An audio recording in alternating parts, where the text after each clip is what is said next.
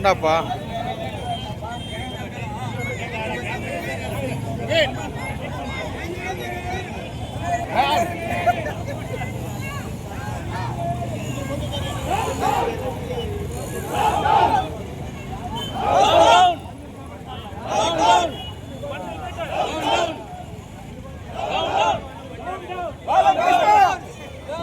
బాలకృష్ణ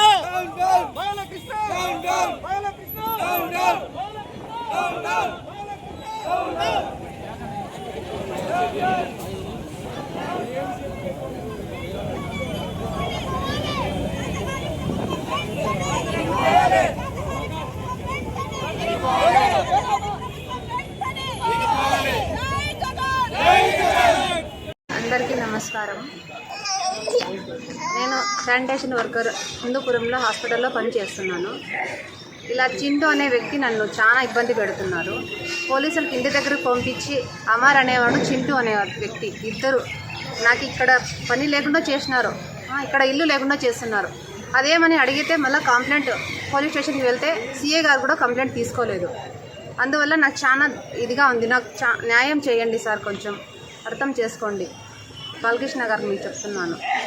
నా బాధ ఎవరు చెప్పుకోలే, మాకు ఎవరు లేరు అండగా. నాకు చాలా హింసిస్తున్నారు సార్.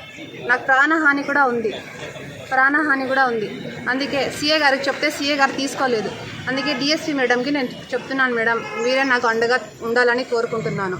నాకు ఎవరు లేరు మేడం. నా కొడుకు, మా అమ్మ కూడా వికలాంగురాలు.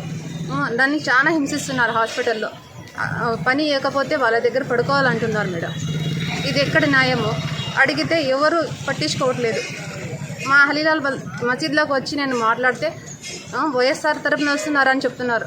వాళ్ళ తరపున వీళ్ళ తరపున నేను రాలేదు మేడం. న్యాయం జరగాలని వచ్చినాను నేను. ఆయన న్యాయం చేయట్లేదు ఇక్కడ. మీరే నాకు న్యాయం చేయాలని కోరుకుంటున్నాను బాలకృష్ణ గారు. మీ ఇంట్లో ఒక ఆడబిడ్డ ఇలా జరిగితే మీరు ఊరికే ఉంటారా? నా బాధ చాలా ఇదిగా ఉంది. నాకు ఈ తిండి కూడా లేకుండా చేస్తున్నారు వాళ్ళు.